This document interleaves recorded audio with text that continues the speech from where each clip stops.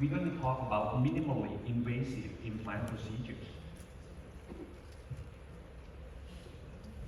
And so the translator master Đỗ Hoàng Việt, thì Đỗ Hoàng Việt xin các bạn có cái dịch thuật thêm, có cái tay nghe bác sĩ Đỗ Hoàng Việt hỗ trợ. Xin cảm ơn. Okay, and this is my topic today. But before we start, let me introduce myself first. I graduated dental degree, Doctor of Dental Surgery from Prince Songkhla University in the southern part of Thailand. Then I went to study prosthodontics at the University of North Carolina in Chapel Hill, United States. Then I got an ITI scholarship to learn how to place implants at the University of Florida. And now I work right here, Mahidol University, right here. If you have a chance to go to Bangkok, please stop by my university. It's huge. This is a 17-story building. Okay, this is the first time in my life that I see more dental chair than dental students. Remember, when we undergrad, we have to fight for dental chair. But if you go to my university, you're going to see a lot of empty dental chairs. Okay, there's too many of them. All right, so that's my background. Why do I have to tell you my background? It's because, as you see, I'm a prosthodontist. Okay, I took just only 1.5 years, 2 years to learn implant surgery. So basically, I'm not a surgeon. I don't like to do a lot of big stuff like a big bone graft or a huge connective tissue graft or a big surgery. So I have a little bit of tips and tricks and secrets to tell you. You don't have to be a really big surgeon to do things.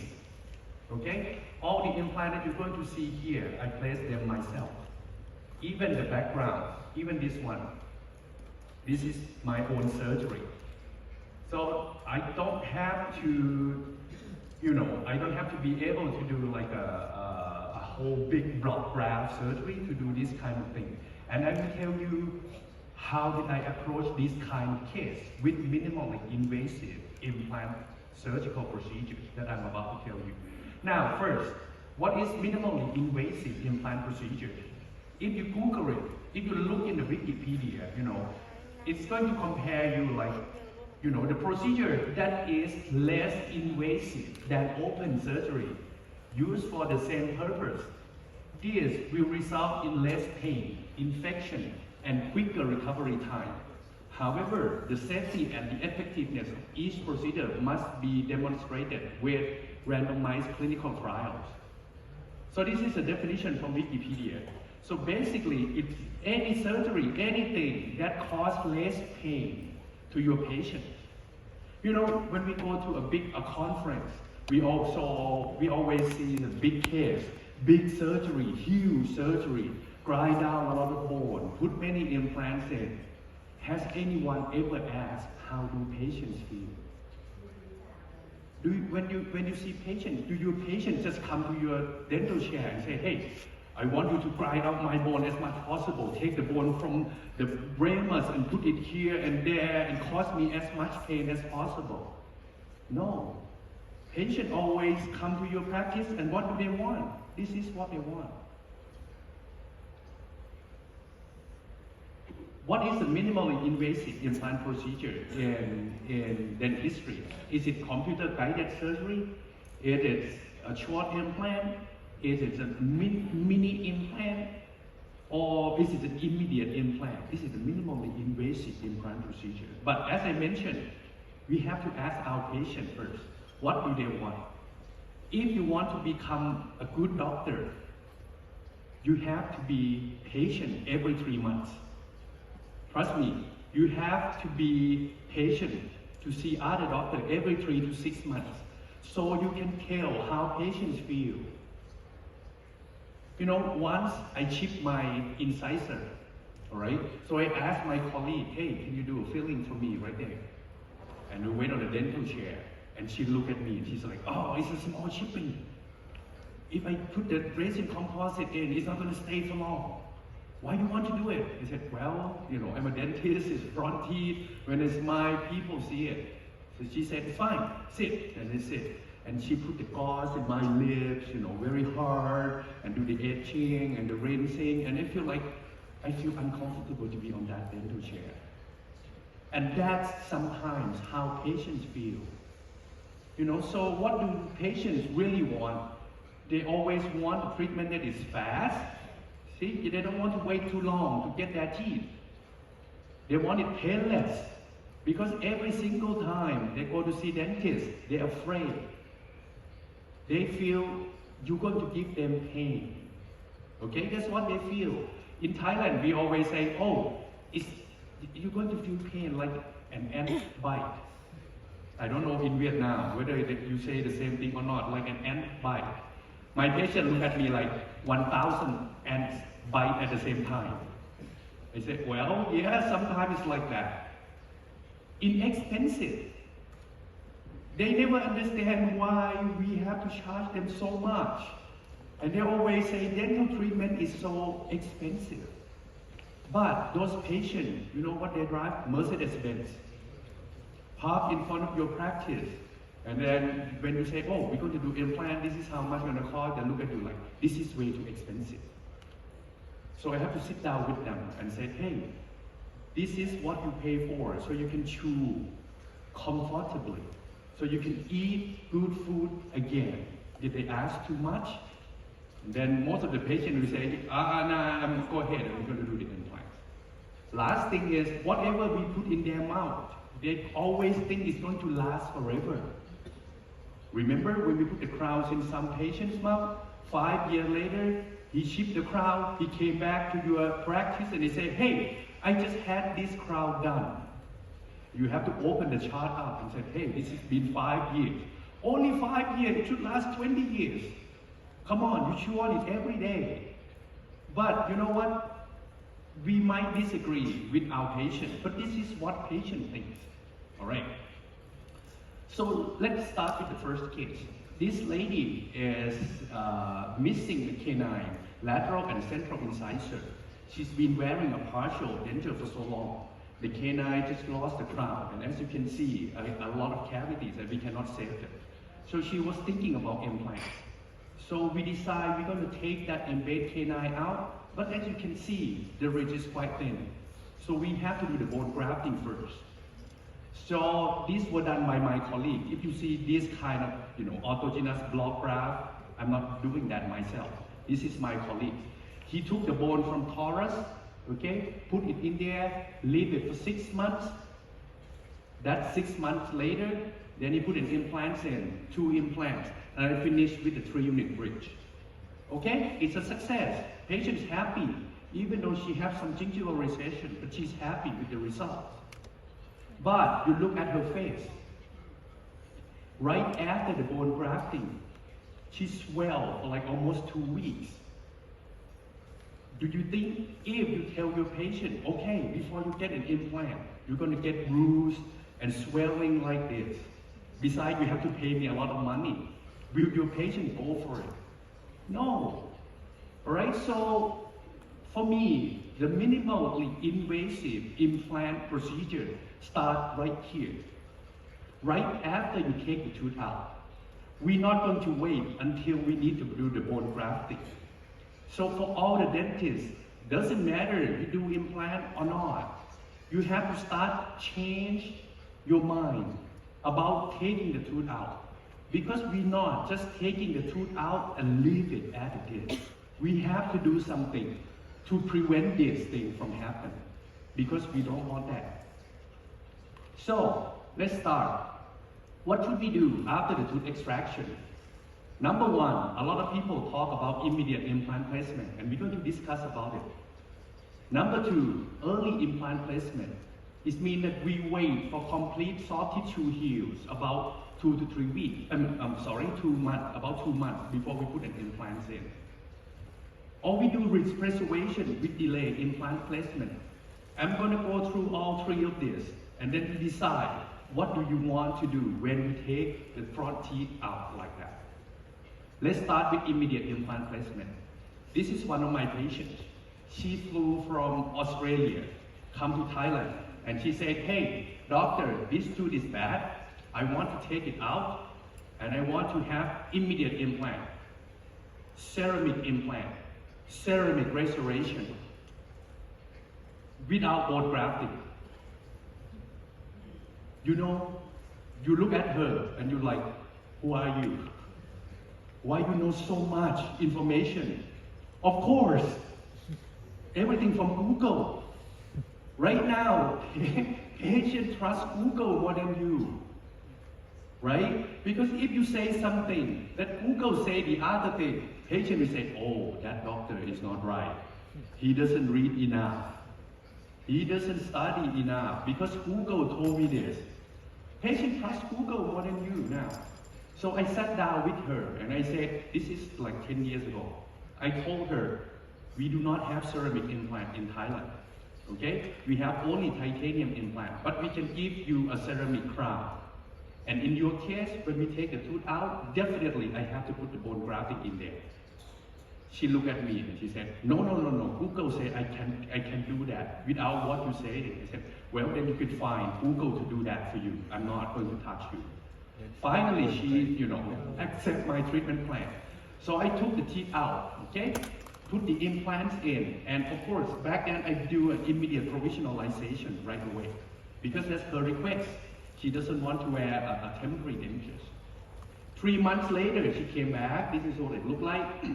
I removed the provisional and finished with my final restoration. Whenever you go listen to a speaker who talk about immediate implant placement, you always see something like this. And make you believe that this is a good treatment. And I'm with you, it's a good treatment because it usually end up look really nice. What those speakers didn't tell you is when it's not going like that. Okay? Because when we look at the literature, this is the ITI consensus 2013. This is me, I'm still younger than now, okay? They say we conclude that from this consensus, when we do immediate implant placement, you have a chance of mid-facial recession. A risk of having a mid-facial recession like this. This is another immediate implant case. You have a chance of mid-facial recession. Okay? So I look it up. Why do we have to do immediate implant? At first, number one is reduce treatment times and number of surgery. That is true. Take the tooth out, put implant in right away. 3 months later, get the crown. Just only one surgery. Patient like it. Ideal orientation of dental implant, not always true. Why? Because when you drill, if you are beginners, and if you just do like 10, 15 implants, and you try to do immediate implant, you will end up too far labial like this. Why? Because when you do immediate implant, you have to engage the palatal bone. Okay? When you engage the palatal bone, the drills is not going to always go into the palatal bone because it will find the least resistance, which is the empty space right here. So when beginners try to do immediate implant, it usually ends up like this. So be careful. You might not get an ideal orientation of dental implants. What about preservation of alveolar bone? People think taking the tooth out, implant in, that's preserve the bone. And that's not true either. Because these two studies tell us, doesn't matter if you put implants in or not putting the implants in, you still have about 25% to 40% labial plate reduction. Alright? So, is it give us an optimal soft tissue aesthetic? The answer is no. Because once you have the bone resorption, you always have recession. When we're talking about 1 millimeter recession, this is the mean or average. You can get 0.5, you can get 0 recession, or you can get 4 millimeters recession as well. Now, those 4 millimeter recession usually is your cousin, your mother-in-law, someone that you cannot run away from. Okay, so you just have to think, why immediate implant placement have a soft tissue recession? I'll show you one case. This is mine. I admit this. This is mine. I've done a lot of immediate implant. When I first came back from the States 20 years ago, everything's immediate implant placement, including this lady. This lady, she's young. She's like, 35. 35 for me is young. Because I usually see patients 50 years old, 60 years old, okay? Because I'm a prosthodontist, I'm not an orthodontist. 35 years old woman come to see me. She's a dermatologist. You know, a dermatologist in Bangkok, they always glow. You know, their face is smooth, their skin is like, you can see aura around her. That's dermatologist in Thailand. And she's dermatologist, so she concerned a lot about the aesthetic. Okay? Now, the person who referred her to me is an endodontist. Endodontist say, well, I think these tooth, hold on, I could not remember. These tooth can be root canal retreated. Okay? And she's going to do a root canal retreated because of this rarefied area. But this tooth, she's diagnosed with a tooth fracture.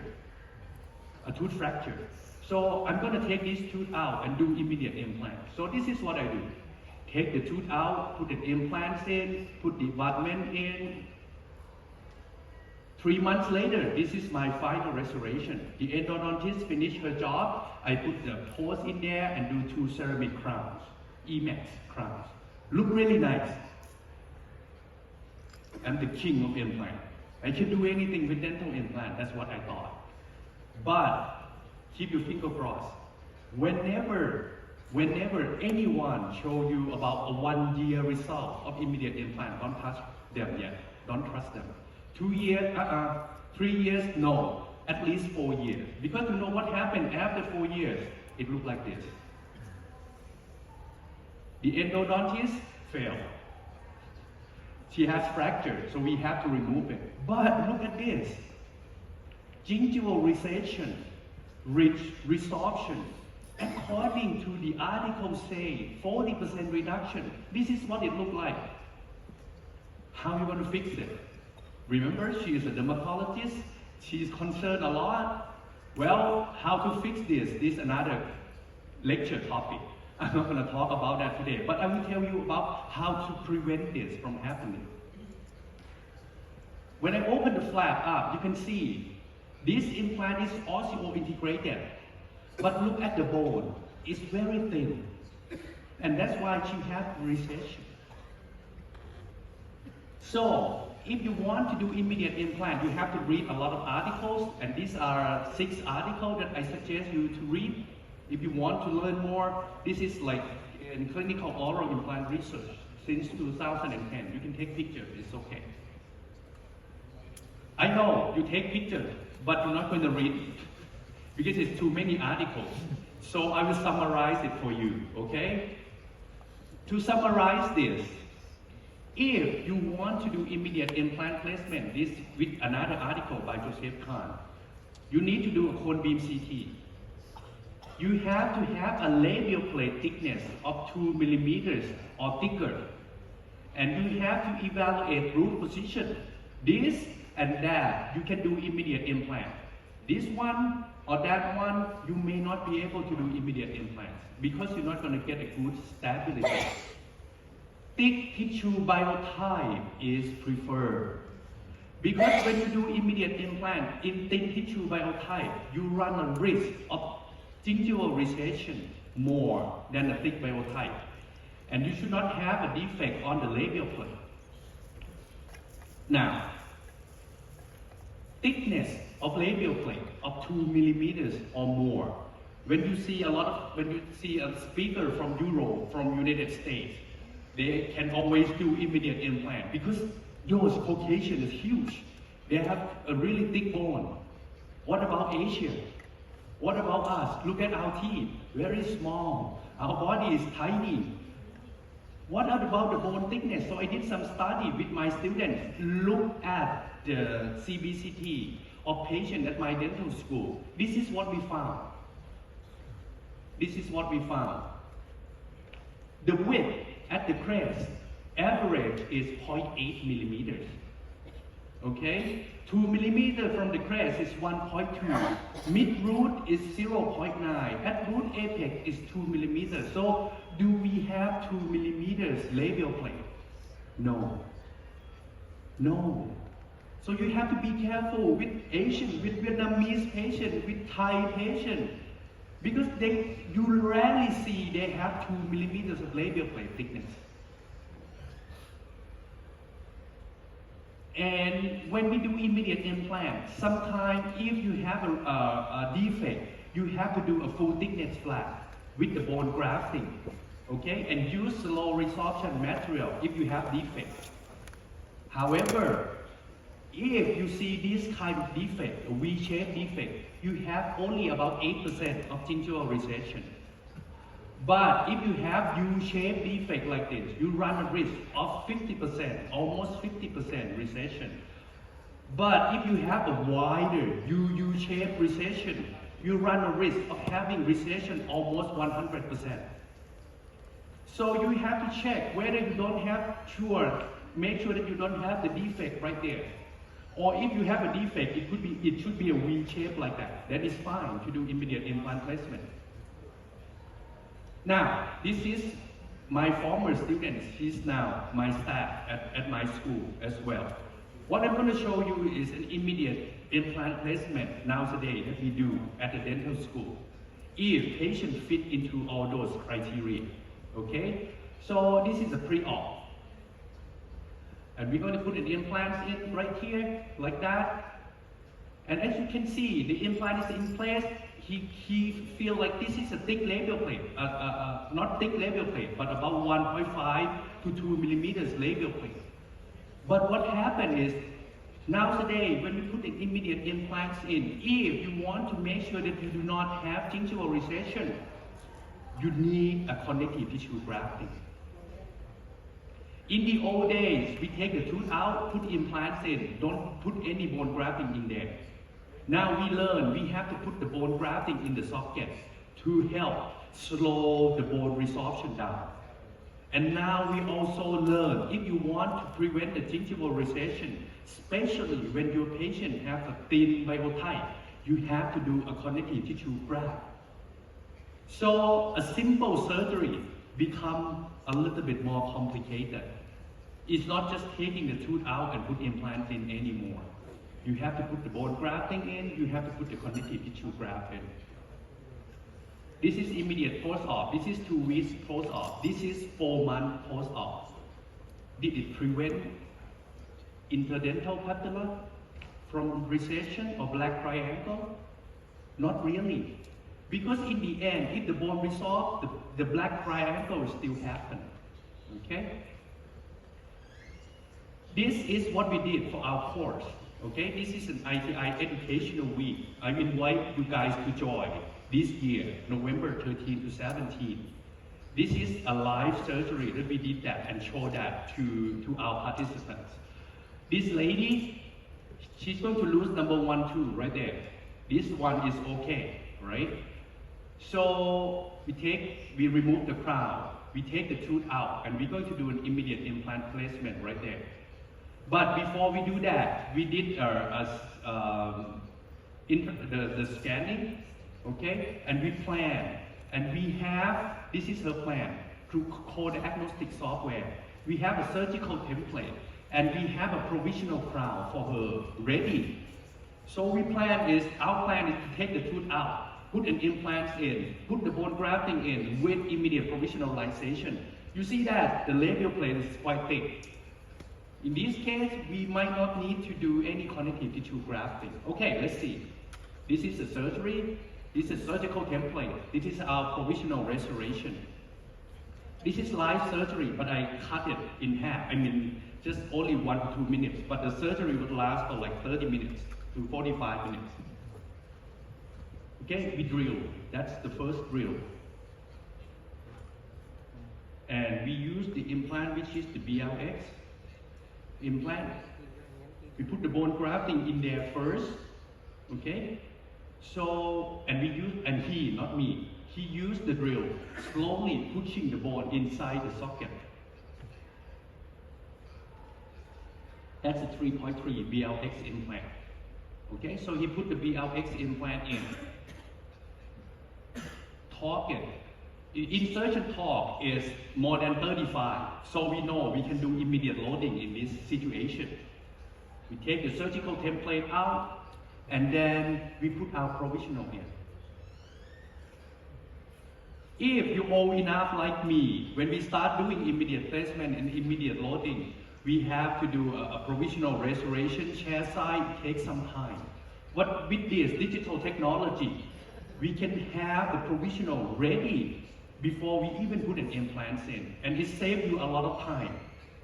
Okay? So if you're interested in this, I invite you. We have that November 13 to 17 is clinical implementation of the digital workflow in advanced implant dentistry. We have Professor Dean Morton, we have Professor Polido, we have Nikos, we have two of my colleagues and myself. We're going to show you from digital world to reality.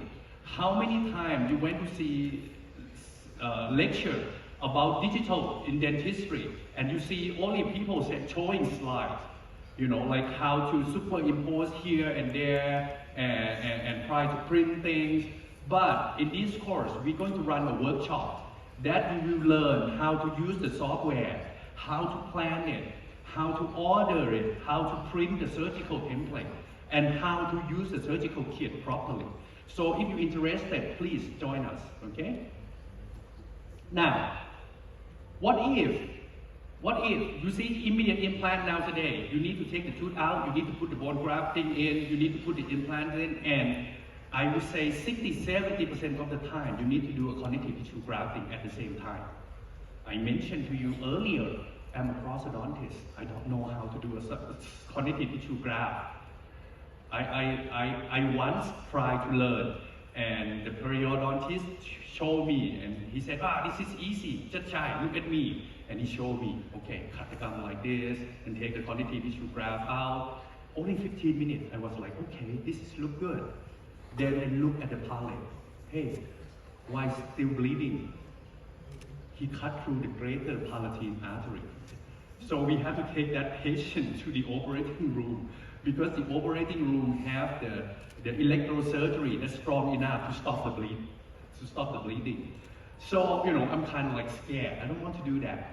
So my preference now today, if possible, I would like to do an early implant placement, or maybe what we call a complete soft tissue heal. Take the tooth out and wait for 2 months before we put an implant in. This is my case. I take the tooth out, okay, and wait 2 months. You see, when you wait 2 months, a little bit of resorption start to happen as you expected. Then I drill and I put an implant in. This is kind of like a three-wall defect. When I put an implant in, there's still enough blood supply from the bone, from the side. So I can do a simultaneous GBR. Or in this case, we call a contour augmentation. So I did use some autogenous to put around the implant here. Use the slow resorption bone material. In this case, it's a BioWash. And then put the membrane on top. Simple GBR. If a prosthodontist like me can do that, anyone can do that, okay? And I close it up and wait 3 months. This is what it looked like. 3 months later, I call patient back. I start making a provisional restoration. This is my provisional restoration. Because I would like to contour the soft tissue, okay? This is my provisional restoration, right? Well, I talked about how to contour the provisional restoration yesterday, so I'm not going to repeat it again today, otherwise it's going to get boring. But finally, I managed to contour the soft tissue the way I want it to be. Look like that. And then I make a custom impression coping to do a final impression. Why did I have to do that? because I want to keep the contour of the soft tissue so the lab can work with this contour. It becomes easy for the lab to finish the crown. And I use the variable base abutment. Back then, this is the tallest variable base I could get. Now today, if I have a chance, I will choose taller. But this is a zirconia crown. I cement it outside the mouth and deliver it in the patient's mouth. This is what it looked like in the end. Well, this is a follow-up after 3 years. Okay, it still looks okay. And this is 6 years. The simple surgery. I don't have to do any connective tissue grafting at all. I just do a little bit of GBR, okay? And this is a 6-year follow-up. If you want to learn more about this case, you can look it up on the ITI Treatment Guide Volume 10. This case was in that book. Okay, if you're an ITI member, you can go to the website and look through that. Okay, if you're not a member, you can borrow a member from someone else or maybe apply for a membership. All right, the advantage of early implant placement is because you have an intact mucosa, okay? You have less bone resorption than delayed placement. It still reduces treatment time, not as good as immediate placement. And it's a predictable augmentation technique or GBR. You use the deproteinized bovine bone because it's slow resorption and it helps maintain the facial bone wall. Case selection. First, less traumatic extraction, flapless. Do not raise the flap. When you put the implants in, full thickness flap. Use regular or small diameter implant, less than 4.5 millimeters implant. Don't use too big.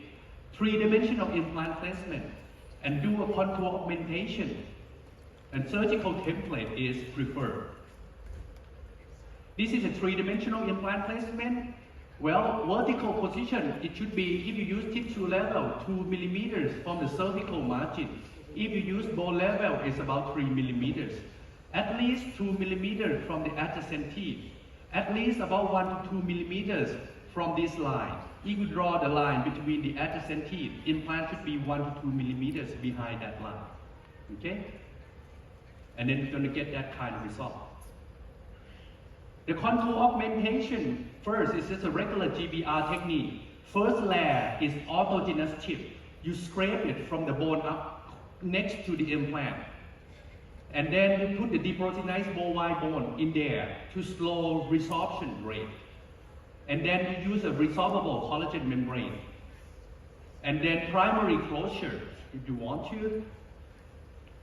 Some people ask me how long this thing lasts. If you do not trust me, this is the article by Dr. Busser. Okay, it's about 5 to 9 years follow-up. It shows that DIM, facial DIM, is from the platform of the implant to the gingival margin. With his technique, this DIM is about 2 millimeters. It's same, you know, from the beginning till the end, it's about 2 millimeters, never change. Look at the crown length. Implant crown length, you know, is 9 and 9.4, so nothing changed. The soft tissue stayed the same. And PES score or PES score is about 1.7, 1.68. So people are happy about this technique. Now, I still do quite a number of immediate implants, but it's made me realize that sometimes, you know, it's not going to go your way like this. Look at this. Take the tooth out, put the implants in, crowns in, everything looks good. Once again, after 4 years, I start to see something different. A fistula right there. It's flattened tissue, gingival recession, and when I look at the CBCT, whoa, this is a nightmare. Luckily enough, this patient has low smile line, so she doesn't care. All right? Whenever you have patient with low smile line, be happy. But if you have patient like this, with a high smile line,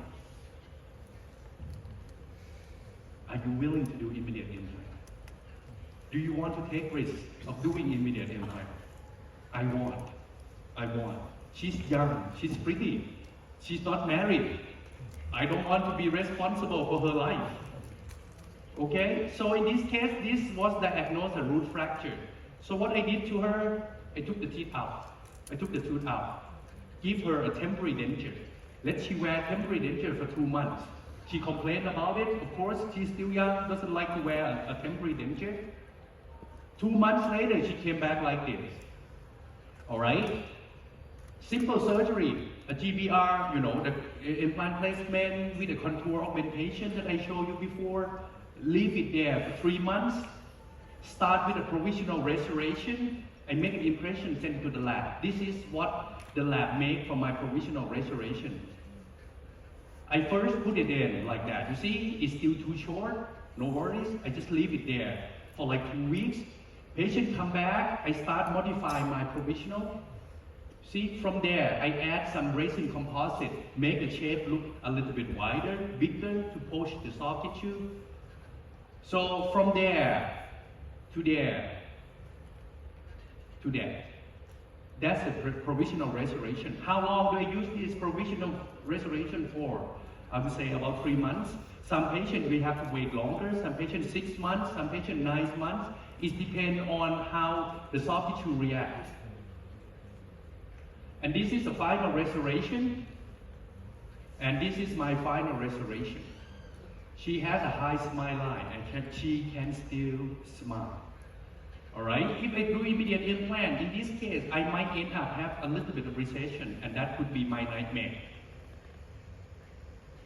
That's what it looks like. So this is for her to begin with. This is her for me to finish. A little bit of losing interdental papilla here is fine for her. Think about you losing a little bit of papilla, comparing 1 to 2 millimeter recession. What will you choose? I rather have this rather than the 1 millimeter, 2 millimeter gingival recession. Another case. She's like 25, 26. She's very pretty. When I have a patient who pretty walk in my dental chair, and usually everyone will look at me like, how come you get that patient? That should be an ortho patient. But whenever I get that patient, I know this is difficult. This is difficult. She's going to lose her tooth, okay? Number 21, right there, all right? Very tempting to do immediate implant placement because she seems to have enough bone, but not too, but maybe enough to do immediate implant placement. But I'm not so sure, so I take the safe road. I took the tooth out and wait about 2 months. She wear a flipper. 2 months later, she came back like that. See, when I put an implant in, this is the dehiscence, right there, all right? If I do immediate implant placement, a lot of bone grafting and maybe even some connective tissue grafting is required. But in this case, simpler implant placement with GBR. 3 months later, my provisional restoration. That's a final restoration after 6 months. And that's what it look like in my patient's mouth. I take the safe road. Patient complain, well, I wait too long, only 2 months different. All right, but I can be certain that the crown will look good. And this is 4 years. And this is about 8 years. It stayed the same. Right, so I'm happy. I'm happy. Now, what about digital technology? Can you show me something more advanced? Yes, I can. This is an early placement as well. This guy knocked out his tooth about 2 months. Okay? So I took this guy in and I have my student, this is my student, to do all the planning for me. You know why? Because I'm 50 years old. The first time I used computer to do computer guided surgery, to do the planning, I almost throw my computer on the floor. Because it's just so difficult. I rather put it implants in. I spend like 2.5 hours planning. But with the young generation, they're really quick. Okay, so I have my students plan this case for me, and this is the plan. This guy came in, okay, in the practice, and we did the scan. This is the dental wing scanner from Straumann. Okay, I like that because you can use a touchless and talk like that, stop and play. And the name of the machine is Jarvis, just like in the Iron Man. And patient go for a CBCT, okay, and this is a CBCT. And then my students start planning it. We plan to do early implant placement with immediate provisionalization. So we select the implant that we would like to put in, okay? We check the position, make sure it's a three-dimensional implant placement. This is another screen at the lab. This is real time, because the lab can design the crown real time, okay? It's synergy between the computer at the lab and computer on my dental chair, okay? And the lab start contouring, this is how the crown will look like. All right, so the day of surgery, I have a surgical template and I have a provisional restoration. This is from the dental chair. We start to create our surgical template and then we print out our surgical template. All right, so the day of surgery, I numb the patients up, cut the gum open, all right, and then I use the surgical template to surgically place an implant according to what I have planned in the computer, right? A little bit of vertical incision because I'm going to do a little bit of GBR as well. So we raise the flap, all right? Small defect was found, not so big, and I use the surgical template, okay? And then drill. The first is the milling cutter is to flap the ridge a little. And then the first drill, a 2.2 millimeters drill. And then the 2.8. And then the 3.5. Okay. Next one is the profile drill. And then the tapping to tap the osteotomy site, and then they place the implants in according to the surgical template that we made. All right? And that's the three-dimensional implant placement position. As you can see, it's in the middle of the hole. I put the healing abutment on first because I would like to do a little bit of GBR right there. So I put the membrane in there, slow resorption materials, okay? And then I before closing the flap, I put the provisional restoration that I prepare on, tighten it, okay? And then suture it up, right? This is what it looked like about 2-3 weeks after. Patients afraid of brushing. So there's a lot of plaque in it.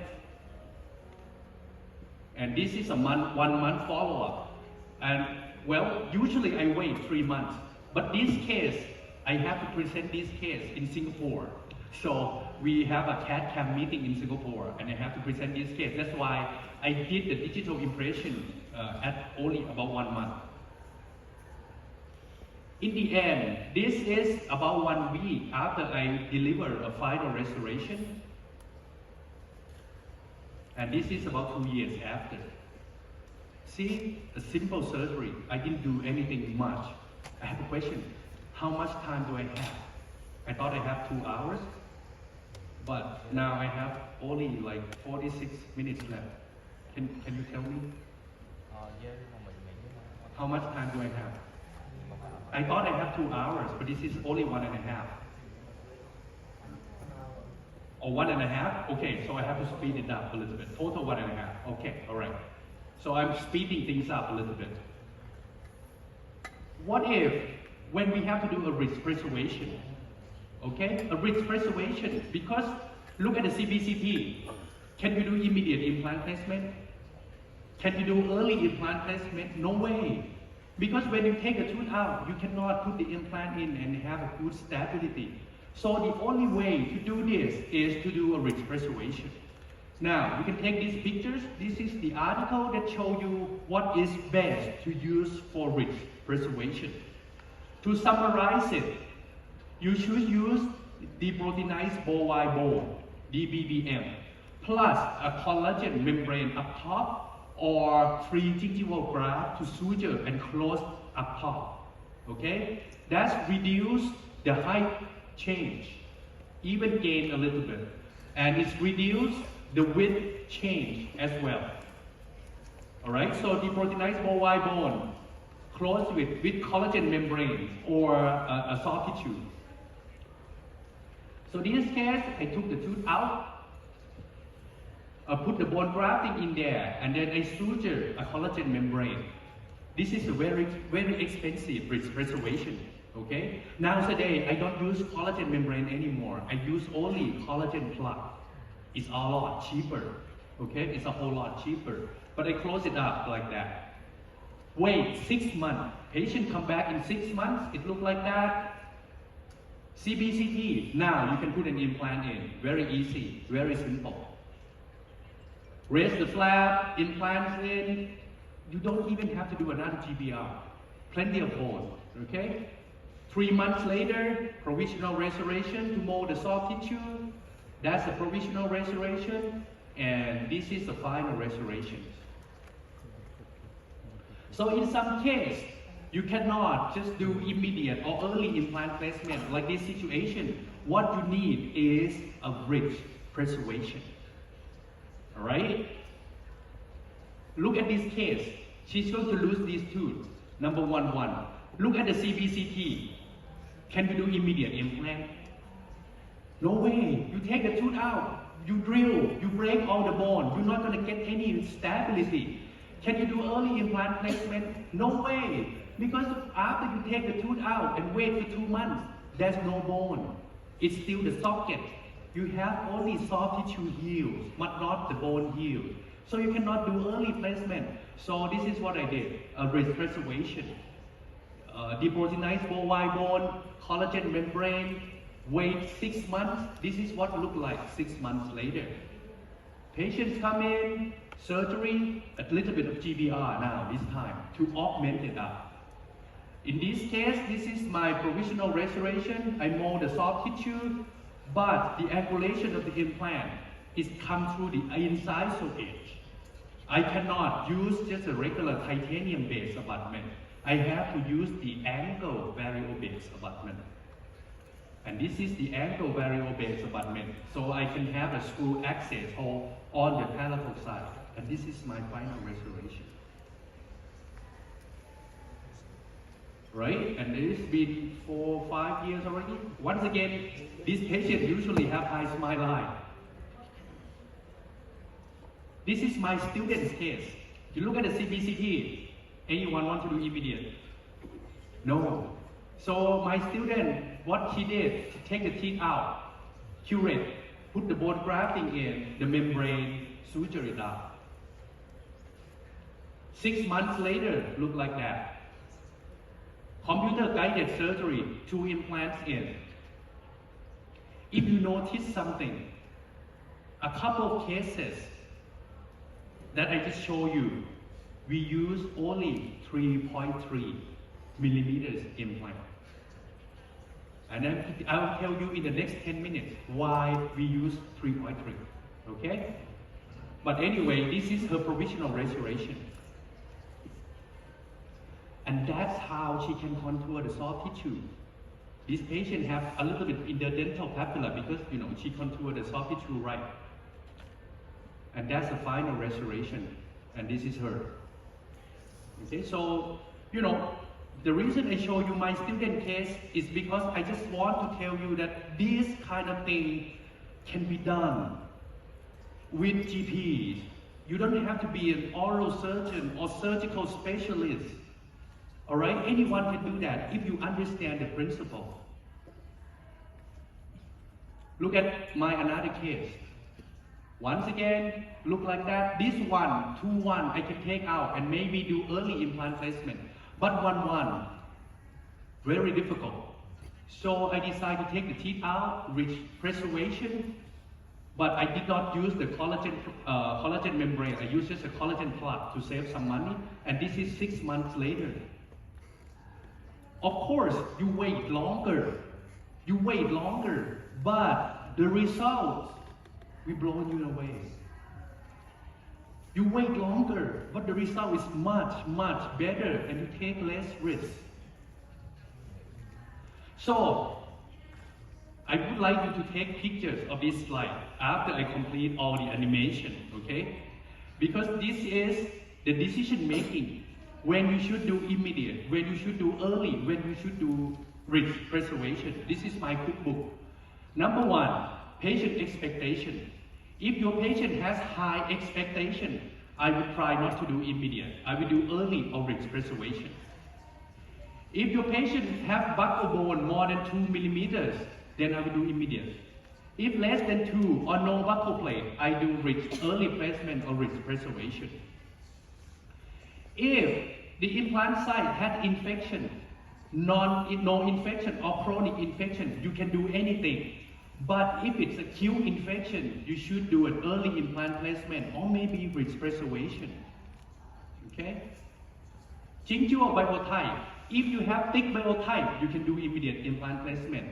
If you have thin or thick biotype, you can do early or risk preservation. And the last one, palatal bone, because we need this for primary stability. If you have a thick palatal bone, which can give you primary stability, then you can do immediate or early. If you have a thin palatal plate, then you have to do a risk preservation. This is my clinical guide of doing immediate, early, or risk preservation. Okay? Next, what if we already lost the tooth? And not much we can do about it, like this lady. She lost this tooth for quite some time, more than 6 months. This is what it looked like. She has about 4 millimeters of bone. Well, with the narrow alveolar ridge, I can put the implant placement with a regular diameter implant with a GBR. Or I can use a small diameter implant with a GBR. Or I can do block graft and implant placement after 4 to 6 months. Well, my decision making is like this. If you use a regular size implant, forget about this one. We're not going to use 4.8 in the aesthetic zone. Forget about it, okay? If you use 4.1 or 3.3 millimeters implant, how much bone you need? If you use 3.3, you need at least 5 millimeters because you need 1 millimeter of bone on the buccal, 1 millimeter on the palatal side. If you use 4.1, then you need about 6 millimeters. Okay? If you use 4.8, you need about 7 millimeters of bone. Alright? So, look at that case. If you use 4.1, you most likely will end up drilling out a lot of bone. Now, instead of a 3-wall defect, then you will have only 1 or 2-wall defect like that. And this is not giving you enough blood supply. Because the blood supply can come in only from the bone from this side. Okay? The bone this side doesn't provide you a lot of blood supply at all. If you don't believe me, I will show you this case. Okay? This is my case again. When I think that I'm good. You know, when you're young, 20 years ago, I think I can do anything. Alright? And I believe so much in the bio-ops. So back then, this one, I put the implants in. This is a 4.1 tissue level. Half of the implant is outside the bone, like this. I believe in bio-os, so I put the bio-os in there, and I suture it up, do the GBR. This is what it looked like after 6 months. I'm good. See how much contour I built it up. It's very thick bone. Then I put the final restoration in. 2 months later, you see this? Fistula. I start curate it, clean it, rinse it, never disappear. I gave patient antibiotics. Once he stopped antibiotics, the pus coming back. So finally, I have to open it up, and I realized the bone grafting that I put in, the bio-os, the cow bone that I put in, it's nothing. It's no bone at all. Think about this. You use the 4.1 millimeters implant, you use the 2.2 drill, 2.8, and then 3.5, all right? You learn to build up the bone so much. try to get the bone, try to make the ridge very thick and very big. But in the end, you drill it out. Does it make sense? So why do we need 4.1 in the aesthetic zone? Can anyone tell me? Well, it might be stronger because it's bigger. But who said 3.3 is not strong enough? Have anyone ever experienced the 3.3 implant break in the aesthetic zone? 20 years I've been practicing implant dentistry. I put more than 6,000 implants in the patient's mouth. I see some implant fracture, okay? But I never see 3.3 rock solid implant break, never. All right, I might be wrong. Some of you might say, well, you could break it, but let's hear me out. Look at this. So in this case, if you want to use 4.1 and you have a 2-wall defect, when you put the implants in, you have a surrounding wall, 3-wall defect, and you have a surrounding bone like that. It's okay, because we can do a GBR. And you have good enough blood supply to finish the final restoration. Come back to this case. If I use the 4.1, half of the implant outside the bone, for sure. But if I use the 3.3, well, I can still get the blood supply from the surrounding bone. All right, so let's use that. This is a 3.3 millimeters implant. You see, the defect is small. If I use the 4.1, this bone disappears. Contour augmentation. This is my final restoration. When we're talking about small diameter implant, the reduced diameter implant, which one is reduced? Which one is mini implant? Which one is what? So we have to learn 1.8, 2.8, 3 millimeters or 3.3. What implant size are considering reduced diameter implants? Well, when you look it up in the literature, this one say less than 3.75, this one say less than 3.5, this one say less than 3.3, this one say less than 3. So it's quite confused. But if you look at this meta-analysis, okay, it's a prospective clinical human study, at least 10 implants and 1 year follow-up. This study by Professor Wang, Homle Wang, concluded quite nicely. Divide implant into 2 groups. Group 1, diameter less than 3.3. Group 2, implant diameter more than or equal to 3.3. Survival rate for group 1 is 75%. For group 2, more than 3.3 is 87%. Okay, so timing for loading should be more than 3 months. And this article suggests should implant size at least 3.3 and wait at least 3 months before loading.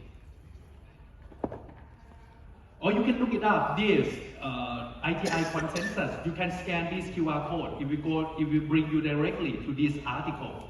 I'm a part of this article as well, right here. We discuss about narrow diameter implants.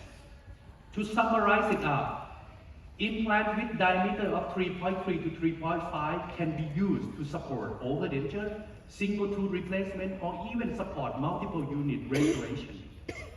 That's the summary. You can take a picture of this QR code. You can download this paper for free. So, in this case, I decided to go for 3.3, as I showed you earlier. And this is the surgery. This is the GBR that I put in. This is a provisional restoration. 3 months later, and final restoration. This is about 3 years follow-up. This is what it looked like. And this is 10 years follow-up. You see anything break? Any screw loosening? And I remind you, this patient has deep bite. The prosthodontist knows deep bite is the enemy of the prosthodontist because you can break anything with deep bite. But this lasts for 10 years, nothing moved. Okay, everything still looks good. I use a lot of 3.3 in the aesthetic zone nowadays, all 3.3. This one, to 3.3 and give patient a lateral incisor. Okay. This is about 6 years follow-up. Everything stayed the same. The bone level, everything is fine. Now let's put to the extreme. This lady is the extreme. Okay? She is a flight attendant on Thai Airways. Okay, so she smiled a lot. Alright? And when she came to see me, she had the baby teeth, these two. I know I cannot put 2 implants in there. If I put 2 implants in there, I'm going to lose the IDP, and the space is very tight. So what I decide, I put only 1 implant in, just only 1. 3.3, narrow neck, there's a tissue level. So this is a long time ago with the cantilever. Now you see this, 3.3 with the cantilever. How long this thing lasts? 2006, this is 2022, 16 years. Nothing moved, nothing break, right? So do we need 4.1? I start to doubt it in the aesthetic zone. This case, she is a physician, she's a doctor, okay? And she doesn't want to wait. I convinced her to do an early implant placement, she said no. I don't mind, if I have a little bit of gingival recession, it's okay. She doesn't care because she has low smile line. Alright, so I take the tooth out, I put the implants in immediately. I put the bone grafting material inside the socket, closed with a collagen membrane and primary closure. 4 months later, I did a second stage surgery and final crown, final bridge with only 2 implants. NC 3.3. 2 years follow-up, 5 years follow-up. And this is the X-ray. Nothing moved, nothing breaks. Right? So, for me, right now, if I have 6 millimeter ridge, 7 millimeter ridge, I will not go for 3.3. You have plenty of bone, so 4.1 is fine. But when you have very limited amount of bone, think about how you're going to approach it. If you're going to use bigger implant, it means bigger bone grafting as well. And it costs more pain, costs more money. But if you talk to your patient and you say, well, we use a little bit smaller diameters implant, and you be careful about it, it's another option. And so this is what I use. The reason I use this reduced diameter because it's reduced number of surgery, reduced treatment time, reduced cost, and it's simple surgery. Simple prosthetic procedure. Limitations. There's limitation. Number 1, less bone to implant contact. That's why you have to wait at least 3 months. Doesn't matter you use SL active or regular SLA. I wait at least 3 months for sure, not before. Implant strength. I will suggest you to use only rock solid. Okay? I see titanium braid. Alright? 4.1 braid, not Straumann, but other brand braid. But I never see 3.3 rock solid braid. So use stronger implant if you want to use a smaller implant. But of course, it needs a long-term studies. Let's put it to the extreme. This is a computer-guided surgery as well. Look at the bone. When you look at it, I took this case to my friend, surgeon. He looked at it and he said, we need to do the bone grafting first. Either the block graft or a GBR, but we need to do the bone grafting first and wait 6 months before we put an implant in. I told my student who took this case to see him, no, come see me. We do a computer-guided surgery and we see how it goes. Okay, this is the plan, right? That's the plan of the surgery. When I move implant, the implant at the lab technician move as well. Because I just want to show you this is real time. This is on a dental chair. This is on the laboratory chair. So when I move the implant in the lab technician's room is changed the position as well. So the lab can make the crown according to my implant position. And this is the surgery.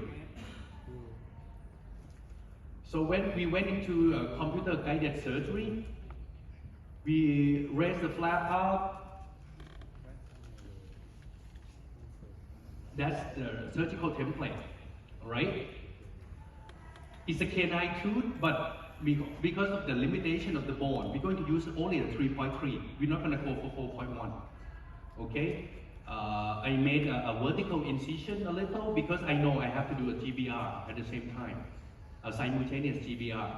So I place a vertical incision right at the distal buccal angle of this first premolar and raise the flap. And then I put the surgical templates in and start drilling.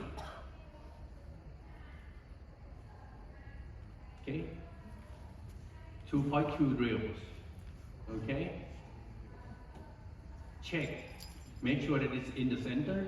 And this is a 2.8 millimeters drill. Right? And then I check with the guide pin again. And I put the implants in. It perforates here a little bit. Just according to the plan. Just according to the CBCT that we see. So I put the 3.3 millimeters implant in there. A three-dimensional implant placement. However, I have to grind down the bone right there a little bit because the abutment, I cannot see the abutment. Right? So I have to grind down the bone on the side a little bit. And I put the 3.3, I put the variable base abutment in. I want to try in the crown first before I cement it. I try in the crown, looks good. So I took the crown and cemented outside the mouth. In the meantime, I did a little bit GBR right there. It's perforate a little bit. And membrane to cover it up. That's the membrane. Okay? Put some membrane in. And I immediately put the provisional restoration on these implants and suture it up. Okay? My provisional looks so nice because I use this enamel. It's very expensive, don't do that. The reason I use that is because I got this one for free. The distributor want me to use it. So I said, okay, I try. So, but don't use it, it's just way too expensive. This is 3 months follow-up. Ready for a final restoration, okay? And this is final restoration. When you look at this kind of bone, do you think I can do implant placement and immediate provisionalization? It's almost impossible, but with this new technology, I can place the implant exactly where it's supposed to be and do little GBR with only a 3.3 narrow crossfit implant. Of course, we can go down to 2.9. Okay, has anyone ever used this? Remember one thing, 2.9 only for lower incisor. Or maybe lateral incisor, right there, that's it. I do not dare use it for central incisor or canine. Look at this, very small space, the 2.9 in, healing, 3 months later, and then the final restoration. And that is the final restoration in place. That's a 2.9, the rock solid implant. What about complete edentulous? You know, when you have complete edentulous patients are like 60, 70 years old, and they don't want to do a lot of bone grafting. Even to do implants, sometimes they say, I don't know how long I'm gonna live. Whenever patients say that to me, usually they come back after 20 years and need more implants. Okay? So in this case, you look at her bone, very thin. If I'm going to do a 4.1 millimeters implant, I have to do a huge bone grafting and she doesn't like it. So instead of 4.1, 3.3. This one I can use 4.1, but the rest are 3.3. All of them. 3 months later, I put the locator abutment in, I pick it up with her complete denture, and this is what it looked like. This is about 7 or 8 years follow-up already. Look at that bridge. Can you do 4.1? You're going to break the jaw if you try to do a 4.1. So in this case, another 3.3 millimeters implant. Like that. And make her an overdenture. You see how thin her ridge is. You look at my denture base, it's very thin. because she has a very thin bridge. This is a 5 years follow-up and it still functions just fine. Okay? I can use the small reduced diameter implant to combine with other implants to do the bridge as well. See here? He has a very small amount of bone right there. So I decided to go for an NC. It's a part of the bridge. And this lady had a lower incisor, 2 implant and 4 unit bridge. What about this case? Look at the CBCT. I'm going to put implant in the central incisor. Okay, this one might be okay. This one is very thin. If I'm going to go for 4.1, impossible. First thing, have to do the bone grafting first before put the implants in. But I decide I'm going to go for a 3.3 instead, not the 4.1. Leave it there for 3-4 months. Patient come back, I did a digital impression, I make an impression, send it to the lab, start planning, and this is my custom abutment. And I'm going to do a 3-unit bridge here and there. This is what it looked like with the design. And this is the final restoration. 3.3, 3.3, 4.1, 4.1, but the central is 3.3. I believe in 3.3 implants, and I think it's strong enough to support a final restoration, especially in the aesthetic zone. What about limited vertical bone height? What we should do? What should we do? You look at this case. This case, I got lucky. Once in a while, you want to be lucky, then good. Why I'm lucky? Look at this. Look at the nerve. I put the implants in, I look at the x-ray, I was like, Jesus, I hit the nerve. What should I do? Should I remove the implant? I just go and pray. 3 hours later, I call my patient. Do you feel numb? No, I feel pain. So it's okay. Why I said I'm lucky? It's because I even finished the final restoration for him. Look at the CBCT. This is like 15, 20 years ago. I don't have CBCT back then. But when he came for a follow-up, I asked him to do a CBCT. This is what it looked like. I just missed it. See? You'd rather be lucky than good. Okay? I just missed it. And I don't want this to happen to me again. Give me a nightmare. I could not go to sleep that night because I'm afraid that I'm going to make this patient feel numb. What about this guy? This guy was referred to me by another implantologist. When you get a referral from implantologist, you know there's going to be something. And look at that. So I go talk to my friends. Hey, are we going to do can we do a vertical augmentation? He looked at me and he said, nah, it's unpredictable.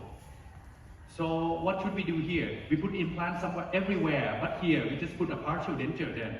He said, nah, we can do nerve repositioning. I look at him like, okay, are we going to do that? He said, yeah, why not? So we took this patient to the operating room. We cut through his mandible like that, identify where the nerve is. My friends moved the nerve away. That's my friend's name. Move the nerve away from me so I can put an implant in.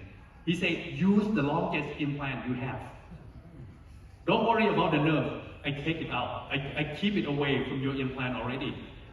So I put the implants in and he simply put the nerve back and the bone grafting, closed it. So that's what it looked like. Question, do you think my patient feel numb? Numb, yes. Yes. He felt numb about that big for 6 months. And then it started shrinking. After 2 years, all the feeling come back. He never feel numb again. Okay? But this is on plan. You know, he knows the risk that we're talking about before we even do the surgery. Alright? So that's in place. That's 2005, 17 years. You see, when I show you all these cases, it makes me feel old. I have only like 10 years, 15 years, 20 years follow-up. I'm doing a lot of this. Back then, you know, I'm still young. I was like, okay, I can do so many things. Now today, if I see something like this, refer. Don't do that. Do we have other options nowadays? If my patient seems like this, can you tell your patient, oh, we're going to move your nerve, and we're going to put the implants in, and you're going to feel numb for 3 years. Is your patient going to go for it? Some patients, only a few patients will go for it. But most of the time, they don't want to go for it. So maybe we go for a pro-arch or on-4 in this kind of situation. But some of the patients say, well, my teeth are still good. I don't want to remove them. What about short implants? Let's try. Short implants. How short is short?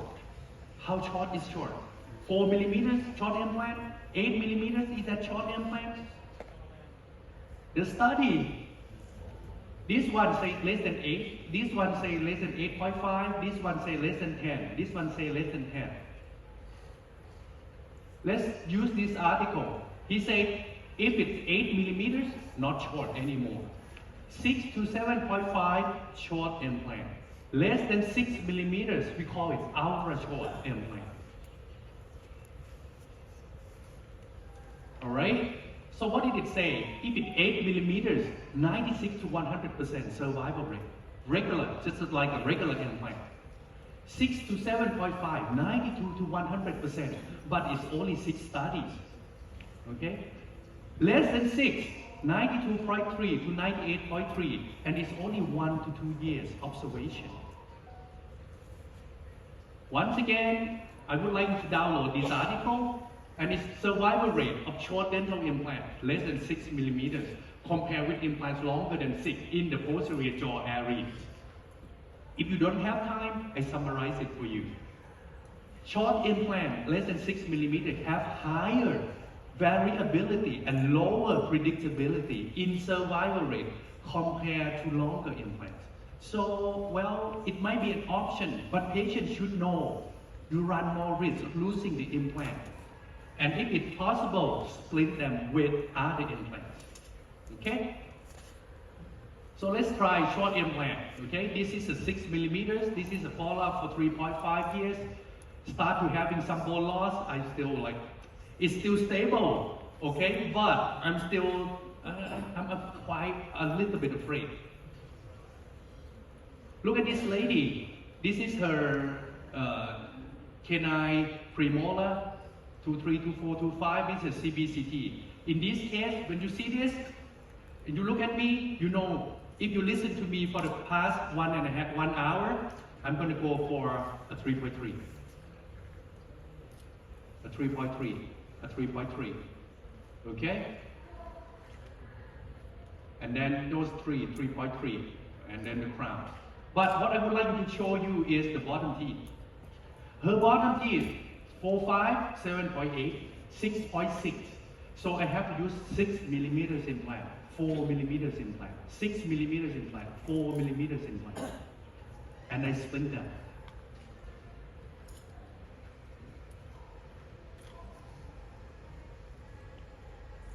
This is what it looks like after 3 years. It's still in function. But once again, the study has shown clearly it's still a lot of variables. So be careful. But at least patient has another choice rather than go for a vertical augmentation or nerve repositioning, which is going to cause a lot more pain. Now, last topic. A lot of people talking about minimally invasive implant procedure. They think about computer-guided surgery. Because people say you can do that flapless. You don't have to open a big flap to do computer-guided surgery. But how accurate that is. The clinical studies have shown, we can have a coronal deviation, horizontal deviation about 1 millimeter. Apical deviation about 1.4. Angulation deviation about 4 degrees. But What this number tell you? Nothing. Because you don't know whether you can restore this 1 millimeter off implant, 4 degree off implant or not. Or you have problem restore them or not. You never know. Vertical deviation is about 0.7. Is it clinically acceptable? I don't know. So I did my study with my student. This is my student. Don't envy me, I have only pretty students, okay? If you want to read this article, you can scan this. This is an open access article. It's the accuracy of computer-guided implantation using one-piece ceramic implants. You know, you have to understand this one-piece ceramic implant is all zirconia. And when you put it in, the abutment and the implant is one piece. And they don't want you to prep the abutment. Because when you prep the abutment, you create crack in the implant. Okay? So I decided I'm going to use the computer-guided surgery to put these implants in. So I have 20 patients, only incisor patient, computer-guided surgery. I do immediate provisionalization as well. I took the patient, took the impression, scan, send for a CBCT, and use this dental wing software to plan. This is my surgical template. And this is the surgery. In the surgery, I have another surgical template to check the position of the implant as well. But this is the surgery. Surgical template. Only one drill. This is a milling cutter, and then only one drill, 2.8 drill, that's it, done. Right? I check which abutment height I should use. And this is to double check the vertical position of my implant. And then I profile it, and then tapping, and then put the implants in. To put the implants in is freehand, because I cannot put the implant in through the guide. The hole is too small. Okay, so this is what we call a partially guided implant surgery.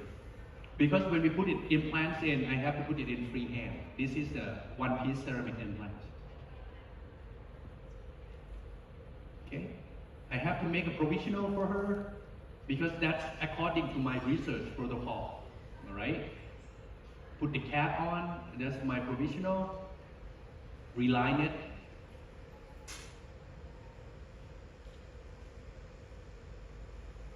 Then, add, remove acrylic, and then cement it. Make sure that's clean, polishing, okay? Polish it, make sure it's smooth enough, and then cement it. In this case, I cement it with zinc phosphate cement, because I don't want the temporary to come out, and then I suture that. Now, this is 2 weeks, 3 months.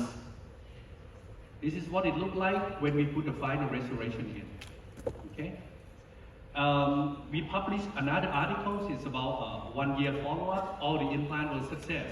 It's in the patient's mouth. But I would like to show you this. We superimpose the pictures, The blue line is where we plan. The red line is where actually the implants end, okay? And compare them. The result, all computer-guided template was stable and achieved acceptable fit in patient's mouth. All dental implants were inserted with a 30 to 35 Newton centimeter. Immediate provisional restoration were made from 18 cases without abutment preparation. The other 2 cases, the protective cap were placed due to the large amount of bone grafting, so we decided not to make a provisional restoration. This is the result. Mean axis about 4 degrees. Coronal offset is about 1 millimeter. Apical is about 1.6, just similar to the other article. But what I would like to point out is not the mean. When you do guided surgery, what you should be scared of is the max. Maximum deviation is 7 degrees. Almost 2 millimeters at the coronal and 2 millimeters at the apex. That's how much deviation can happen. My question is, all these 21 piece implants were successfully placed. and only 19 were analyzed because surgical templates was broken in one patient, and these are all implants. What I want to point out is all these implants were placed in without abutment preparation. Even though there's some deviation about 7 degrees or 2.3 millimeters at the apex, but we can still restore them without abutment preparation. So is it clinically acceptable? I don't know, but I think it's restoratively acceptable. So computer-guided surgery, I think, is reliable. Okay? It's reliable. Young generation should look into that. For me, I'm too old. I can do that, but I ask my student to plan for me. Okay? And these are all the 20 cases with the ceramic implants. So, in the end, what is a minimally invasive implant procedure? I don't have the answer for you, but this is what patients want. This is my friend, Surrogate. Sometimes we try to do a lot of things because we think this is the best for the patient. But have you ever asked your patient, what do you want? I can do a big bone graft, so you can have a big contour, and you can have a big implant. But maybe this patient can get away with a small implant, with a small bone graft, not the big one. You don't have to be a macho man all the time, you know? So minimally invasive implant procedures, for me is, you know, just like this lady waiting for the perfect man. There's no perfect man in the world. Sorry, all the ladies. This is as good as you're gonna get. Okay? You have to use the right tools at the right time, and that's it. All right? So that's my summary, and there's no shortcut to real beauty. It takes time.